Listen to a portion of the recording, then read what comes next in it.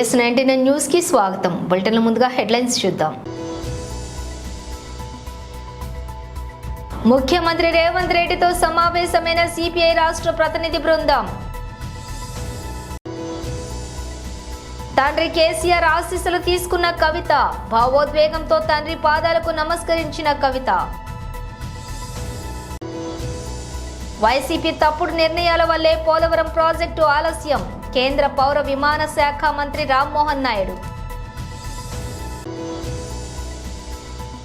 BJP నేత కంగనా రనౌత్ చేసిన వ్యాఖ్యలపై కాంగ్రెస్ సీనియర్ నేత వి హనుమంతరావు మండిపడ్డారు.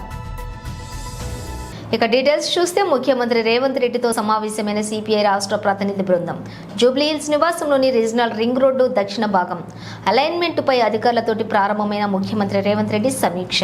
హాజరైన మంత్రి కోమటిరెడ్డి వెంకటరెడ్డి, ప్రభుత్వ సలహాదారు వేం నరేందర్ రెడ్డి, ప్రభుత్వ ప్రధాన కార్యదర్శి శాంతికుమారి, ఇతర ఉన్నతాధికారులు.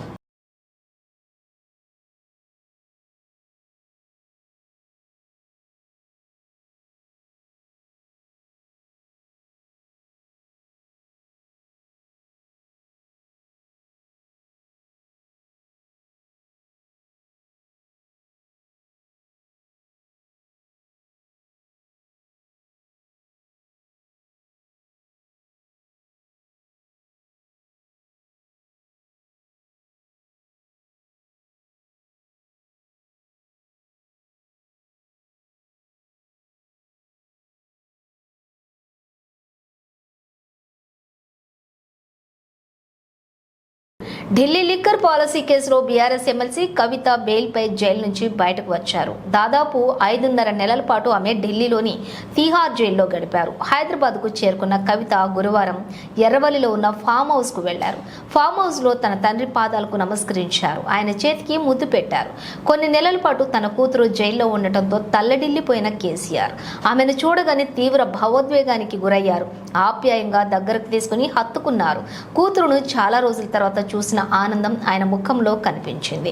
ఈ సందర్భంగా కవిత భర్త అనిల్, కుమారుడు కూడా అక్కడే ఉన్నారు. కవిత రాకతో ఎర్రవెల్లిలో ఫామ్ హౌస్ కోలాహలంగా మారింది. 10 రోజుల పాటు ఫామ్ హౌస్లోని కవిత విశ్రాంతి తీసుకోనున్నారు. బెయిల్పై కవిత విడుదల కావడంతో బీఆర్ఎస్ శ్రేణుల్లో సంతోషం నెలకొంది. మరోవైపు తనను కలిసేందుకు ఎవరు కూడా ఫామ్ హౌస్కు రావద్దని కవిత విన్నవించిన సంగతి తెలిసిందే.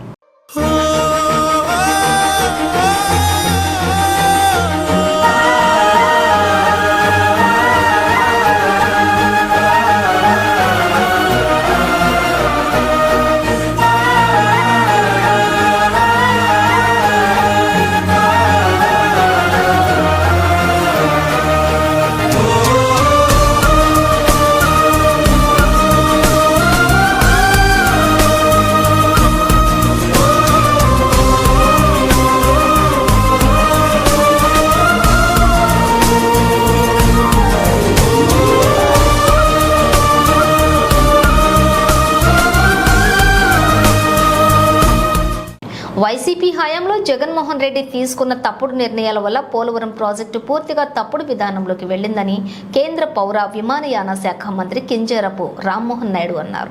ఢిల్లీలో ఆయన మీడియాతో మాట్లాడుతూ రాష్ట్ర ప్రయోజనాలను దృష్టిలో ఉంచుకుని పోలవరం ప్రాజెక్టుకు కేంద్ర కేబినెట్ అంతా 12,000 కోట్ల రూపాయల నిధులు మంజూరు చేశారన్నారు. నవంబర్ నాటికి పనులు పూర్తి స్థాయిలో పనులు ప్రారంభించాలన్నారు. సీఎం చంద్రబాబు ముందస్తుగా దృష్టి సారించారన్నారు. సంబంధించినటువంటి 12,000 కోట్ల రూపాయలు కూడా ఈరోజు అప్రూవల్ చేసుకొని అది కూడా శ్రీకారం చుట్టడం జరిగింది. సో ఈ 2 కార్యక్రమాలు ఆంధ్రప్రదేశ్ రాష్ట్రానికి చాలా ముఖ్యమైనటువంటివి. గతంలో కూడా చంద్రబాబు నాయుడు గారు పోలవరం ప్రాజెక్టును పూర్తి చేయాలన్న ఆలోచనతో ఎంతో కృషి చేసి 2014 నుంచి 19 వరకు ప్రాజెక్ట్ని సుమారు 74% వరకు పూర్తి చేస్తే జగన్మోహన్ రెడ్డి ప్రభుత్వం వచ్చిన తర్వాత ఆయన తీసుకున్నటువంటి తప్పుడు నిర్ణయాల వల్ల ఈరోజు ప్రాజెక్టు కూడా పూర్తిగా వెనక్కి వెళ్లేటటువంటి పరిస్థితి ఏర్పడింది. మళ్ళీ దాని తాలూకా ప్రత్యేకత తెలుసుకొని మరి కేంద్ర ప్రభుత్వం, రాష్ట్ర ప్రజల్ని దృష్టిలో పెట్టుకొని అది ఒక కేంద్ర ప్రభుత్వం ప్రాజెక్టు కాబట్టి దాని మీద కూడా సానుకూలంగా స్పందించి ఇమీడియట్ గా దానికి కూడా ఈ రోజు కేబినెట్ ద్వారా అప్రూవల్ చేసి 12,000 కోట్ల రూపాయలు శాంక్షన్ చేయడం జరుగుతుంది. వీలైనంత త్వరగా చంద్రబాబు నాయుడు గారి తాలూకు ఆలోచన ఏంటంటే నవంబర్ కల్లా మనం పనులు అక్కడ తిరిగి స్టార్ట్ చేయాలి. సీజన్ మనకి మళ్ళీ వర్షాకాలం వచ్చే ముందే చాలా వరకు కూడా అక్కడ ఉన్నటువంటి కన్స్ట్రక్షన్ మనం స్టార్ట్ చేసి ప్రోగ్రెస్ ని మనం ముందుకు నడిపించాలనే ఆలోచనతో చంద్రబాబు నాయుడు గారు కూడా పెద్ద ఎత్తున ఆ యొక్క ప్రాజెక్టు మీద కూడా మళ్ళీ తిరిగి దృష్టి పెట్టడం వల్లే ఇవన్నీ కూడా సాధ్యమయ్యాయని కూడా ఈ రోజు గర్వంగా ఈ సందర్భంగా తెలియజేసుకుంటున్నాను. కాంగ్రెస్ అగ్రనేత లోక్సభ పక్ష నేత రాహుల్ గాంధీపై ఎంపీ బీజేపీ నేత కంగనా రనౌత్ చేసిన వ్యాఖ్యలపై కాంగ్రెస్ సీనియర్ నేత వి హనుమంతరావు మండిపడ్డారు. ఈ మేరకు ఆయన కంగనపై అంబర్పేట పోలీస్ స్టేషన్లో గురువారం ఫిర్యాదు చేశారు. కాగా రాహుల్ చెత్తగా మాట్లాడతారని, డ్రగ్స్ తీసుకుంటారని కంగనా ఆరోపించారు. ఈ వ్యాఖ్యలను ఖండించిన విహెచ్ పాపులారిటీ కావడం కోసమే కంగనా ఇలాంటి వ్యాఖ్యలు చేశారన్నారు. ఆమె ఏదున్నా సరే పార్లమెంట్లో మాట్లాడాలని సూచించారు. రాహుల్ కి వెంటనే బహిరంగ క్షమాపణ చెప్పాలని, రాహుల్ తో పాటు బడుగు బలహీన వర్గాల ప్రజలందరినీ కూడా ఆమె అవమానించిందని మండిపడ్డారు. కంగనా రనౌత్ గారు మెంబర్ ఆఫ్ పార్లమెంట్ గతంలో కూడా రైతుల వ్యతిరేకంగా మాట్లాడి ఆఖరు రైతు కుటుంబంతో సంబంధంలో సిఆర్పిఎఫ్ మహిళ కూడా ఒక స్లాబ్ చెప్పుదెబ్బ కొట్టిన సంగతి మీరందరూ మరవలేదు. ఇప్పుడు రాహుల్ గాంధీ ఒక చెత్త, ఆయన చెత్త ప్రసంగాలు నడిపిస్తున్నారని చెత్త విషయాలే మాట్లాడతాడు. అందరితో ఆగలేదు. ఆయనకు డ్రగ్స్ మీద కూడా ఏది ఎంక్వైరీ చేయాలి. డ్రగ్స్ ఆయన డ్రగ్స్ తీసుకుంటున్నాడు కనుక దాని మీద కూడా చేయాలి. అదేవిధంగా ఆమె ఆలోచన ఒకటే ఉన్నది. ఎంతసేపటికి పెద్ద నాయకులు ఆయన ఎవరు, రాహుల్ గాంధీ ఎవరండి?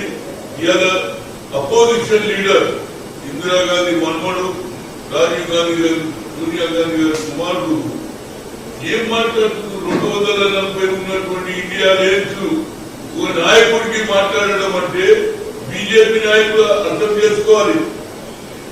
నడ్డా గారు ఆమెను కంట్రోల్ చేయి, లేకపోతే ప్రజలు తిరగబడి అలాంటి ఆలోచన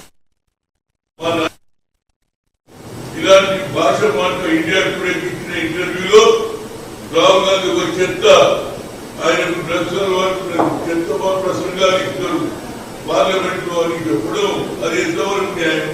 పార్లమెంట్ సమావేశంలో నువ్వు మాట్లాడు, దానికి జవాబు ఇస్తారు అందరూ. కానీ నువ్వు ఇండియా టుడే గురించి ఏది ఇంటర్వ్యూ ఇచ్చి పాపులర్ కావాలని చూస్తూ దీని మీద మా నాయకుడికి ఏది అవమానం చేయడం మేమందరం ఏది ఫీల్ అయిపోయినాం, మేము హక్ అయినాం. అదేవిధంగా ఆయన 90% జనాభా ఉన్నటువంటి బడుగు బలైన వర్గాల గురించి మాట్లాడుతుందని విద్వేషంతో ఈ ఎంపీ గారు వ్యతిరేకంగా మాట్లాడడం అది న్యాయం కాదు. దీన్ని అందుకుంటే నేను ఇవాళ మార్నింగ్ ఈ పేపర్ కటింగ్ అదేవిధంగా కంప్లైంట్ కూడా చేయడం జరిగింది. ఏది అంబర్పేట్ ఎస్సీపీకు అదేవిధంగా సిఐకు కంప్లైంట్ చేశావు, దాని మీద కేసు పెట్టాలి. ఎఫ్ఐఆర్ రిజిస్టర్ చేస్తే గత ఇంకోసారి ఇలాంటి భాషలు మళ్ళీ ఏంటంటే ఓ మెంబర్ ఆఫ్ పార్లమెంట్ మీరు ఎటువంటి తయారు చేసిండ్రు? అపోజిషన్ లీడర్ 240 సంఖ్య ఉన్నటువంటి నాయకుడు పార్లమెంట్ లో మాట్లాడింది. నువ్వు పార్లమెంట్ లో మాట్లాడు, బయట ఇండియా ఇంటర్వ్యూ ఇచ్చి ఆయన చెత్త, ఆయనకు డ్రగ్స్ అలవాటు ఉన్న దాని మీద ఎంక్వైరీ చేయమని అంటాడు. ఏమి ఆయన బీజేపీ అధ్యక్షుడు నడ్డా గారు ఇటువంటి వాళ్ళని నువ్వు కంట్రోల్ చేయి. మళ్ళీ ఏమంటుంది మాకు నాయకులు చెప్తున్నారు కాబట్టి మళ్ళీ ఇంకో కాంట్రవర్సీ ఎందుకు మాట్లాడుతుంది? మొన్నటి వరకు రైతుల వ్యతిరేకంగా మాట్లాడారు, మళ్ళీ ఇప్పుడు వాళ్ళు అప్పుడు మా నాయకులు చెప్తుంది కాబట్టి నేను క్రమశిక్షణ, ఇది క్రమశిక్షణ సాక్షాత్ మా నాయకుడిని ఆయన పర్సనాలిటీ దెబ్బతింటే మేము ఊరుకుంటామా? బడుగు బలైన వర్గాల వారు యావత్ భారతదేశంలో ప్రతి ఒక్కరు హత్యలు. ఆయన ఈ దేశంలో ఎవరు మాట్లాడలే. బడుగు బలైన వర్గాలు ఉన్నటువంటి 90% ఉన్నటువంటి అన్యాయం జరుగుతుంది. 10% అవకాశాలు దొరుకుతున్నాయి అని మాట్లాడిన ఏకైక వ్యక్తి అది మాకు దిక్సూచి, మాకు ఆదర్శం. అలాంటి వ్యక్తి మీద మాట్లాడితే తప్పనిసరిగా కేసు రిజిస్టర్ చేయాలి. నువ్వు మహిళా భావంగా మాట్లాడలేవు. ఎంతసేపటికి పాపులారిటీ పెరగాలి. నువ్వు సినిమా జీవితం ఏమని ఉండొచ్చు, కానీ నీకు పొలిటికల్ కల్చర్ రాలేదు. అది నడ్డా గారు మీరు చేయండి, లేకపోతే తప్పనిసరిగా కేసు రిజిస్టర్ చేయాలి, అపాలని చెప్పాలి. కేసు రిజిస్టర్ కాకపోతే అమిత్ షానే మాట్లాడుతుంటారు. అది గురించి రాష్ట్ర పోలీస్ డీజీపీ గారు కూడా దీని మీద ఆలోచన చేయాలి, కమిషనర్ చేయాలి. తప్పనిసరిగా వాళ్ళ మీద యాక్షన్ తీసుకుంటే కేసు రిజిస్టర్ అయి 10 సార్లు కోర్టుకు వస్తే ఇలాంటి భాషలో మార్పు వస్తుంది, సిస్టమ్ తెలుస్తుంది, దెబ్బ తగ్గుతుంది కదా. ఎవరికన్నా అర్థమయ్యేది. ఆమెకి ఇప్పటివరకు దెబ్బ తగ్గలేదు, పోలీసు కోర్టు చుట్టూ తిరగలేదు. ఒక శిక్షను ఆమె మీద అపవాదం వస్తే మాటలు తగ్గిస్తుంది. కాబట్టి కేసు రిజిస్టర్ చేయమన్నా తప్పనిసరిగా చేయాల్సిందే. మేము ఒక్కలేమే కాదు, రాహుల్ గాంధీ గారు దేశం మొత్తంలో 90% పడుగు బలైన వర్గాలు ఆయన వెనకాల ఉన్నారు. వాళ్ళందరినీ హత్య చేసింది. దీనికి తప్పనిసరిగా కేసు రిజిస్టర్ చేయాలని నేను డీజీపీ కమిషనర్ గారిని కోరుతున్నా. తప్పనిసరిగా చేయకపోతే మా అందరం నువ్వు హత్య చేసిన వాళ్ళు అవుతారు. నేను ఇంతకంటే ఎక్కువ చెప్పాలి, ఎందుకంటే తప్పనిసరిగా జరగాల్సిందే. అదేవిధంగా ఆయన ఏదైతే రంగనాథ్ గారు చాలా మంచి పని చేస్తున్నారు, ఎవ్రీబడి అప్రిషియేటింగ్. కానీ అట్ ది సేమ్ టైం ఏదైతే నీళ్ళ ప్రవాహాన్ని ఆపడానికి ఏదైతే బిల్డింగ్లు కట్టుకున్నాడో, ఫామ్ హౌస్లు కట్టుకున్నాడు, అవన్నీ బాగానే. కానీ ఎక్కడెక్కడ ఏదైతే గరీబోలు గరీబోలు ఉంటే వాళ్ళకి మాత్రం ఆల్టర్నేట్ గా 2 బెడ్రూమ్ ఇబ్బంది పడుతున్నారు. ఎందుకంటే ఇంకోటి కూడా చెప్తున్నాను, ఇవాళ ఒక దృష్టికి వచ్చింది. ఆఖరకు గ్రేవ్యార్డులో కూడా ఇల్లు కట్టుకుంటున్నారు. గ్రేవ్యార్డు తీసేది మున్సిపల్ కార్పొరేషన్ కమిషనర్ గారిని రిక్వెస్ట్ చేస్తున్నా, గ్రేవ్యార్డులను కూడా ప్రొటెక్ట్ చేయాలి. గ్రేవ్యార్డుల ఇల్లు మా అంబర్పేటలో గ్రేవ్యార్డులనే ఇల్లు కట్టుతున్నారు.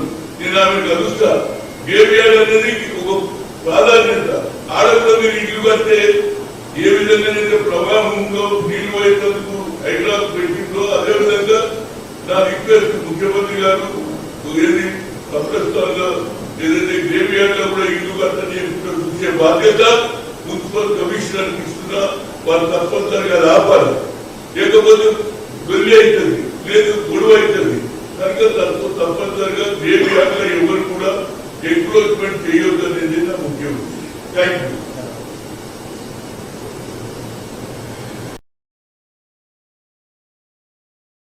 క్రీడలు కూడా మనిషిని ఉన్నత శిఖరంలో చేర్చుతాయి. నారాయణఖేడ్ ఎమ్మెల్యే పట్లోల సంజీవ్ రెడ్డి విద్యార్థులకు చదువుతో పాటు బాడీ ఫిట్నెస్ కూడా చాలా అవసరమని, అందుకు రోజు వ్యాయామం చేయాలని నారాయణఖేడ్ ఎమ్మెల్యే సంజీవ్ రెడ్డి అన్నారు.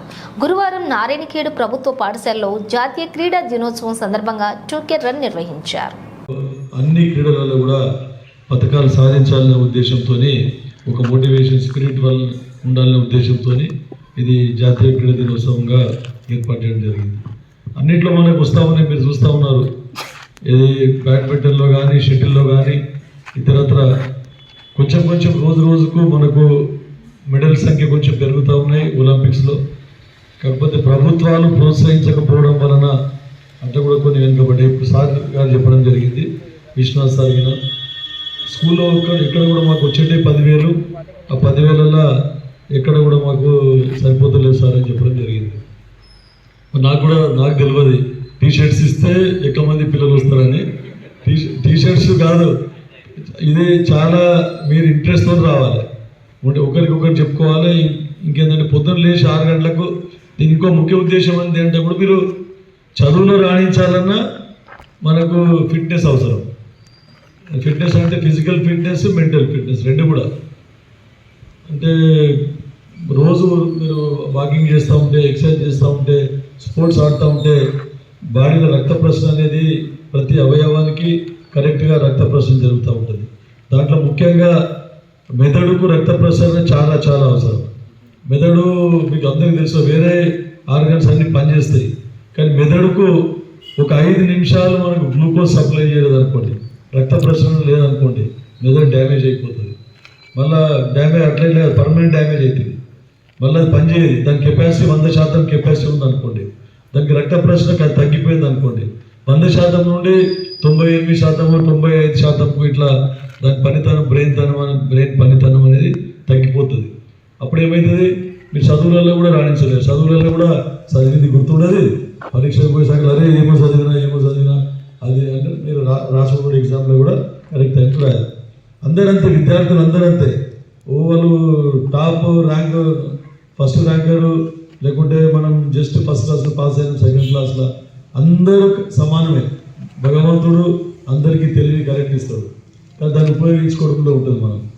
వాళ్ళేమో ఇమ్మీడియట్గా చదివింది ఇమ్మీడియట్గా రాసేస్తారు. 100కి 100% మనం చదివింది 100% ప్రొడ్యూస్ చేస్తారు, వాళ్ళకి ఫస్ట్ ర్యాంక్ వస్తుంది.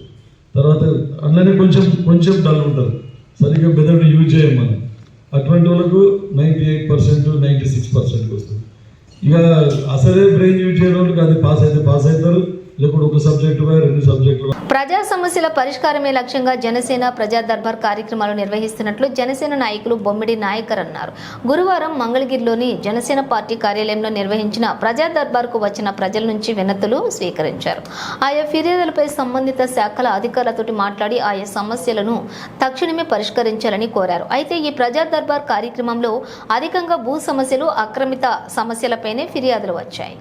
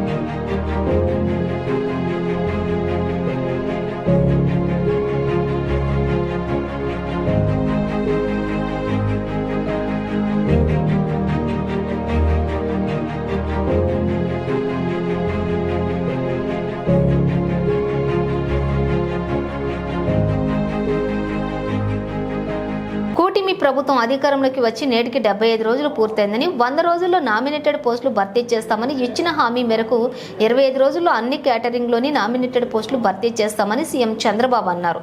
సచివాలయంలో మంత్రులతో ఏర్పాటు చేసిన సమావేశంలో చంద్రబాబు మాట్లాడుతూ జిల్లాలో ఎమ్మెల్యేల పనితీరును పరిశీలించాల్సిన బాధ్యత మంత్రులపై ఉందన్నారు. అదేవిధంగా చాలా మంది ఎమ్మెల్యేలు ప్రభుత్వానికి చెడ్డ పేరు తీసుకొచ్చే విధంగా బాధ్యతారహితంగా పనిచేస్తున్నారని, వారు పద్ధతి మార్చుకోవాలన్నారు. అలాగే త్వరలోనే మంత్రులకు ప్రోగ్రెసివ్ కార్డులు ఇస్తామన్నారు. అలాగే ప్రతి మంత్రి వారి యొక్క పనితీరును మెరుగుపరుచుకోవాలన్నారు.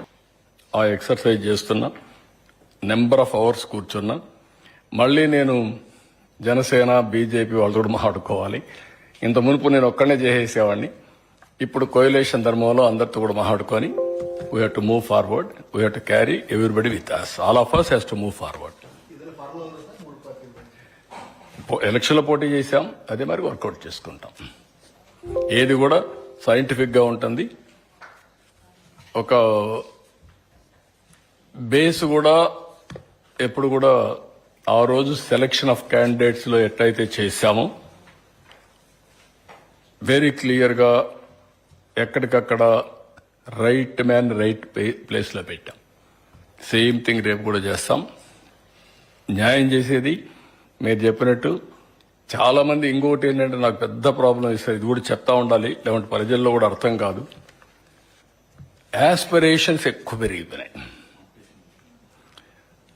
కాంపిటీషన్ కాదు, ఇది యాస్పిరేషన్స్. ఆశావాదులు కూడా కాదు, ఎక్స్పెక్టేషన్స్.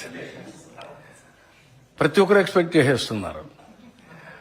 రెండోది కూడా ఉంది. బులెటిన్ ముగించే ముందు హెడ్లైన్స్ మరోసారి.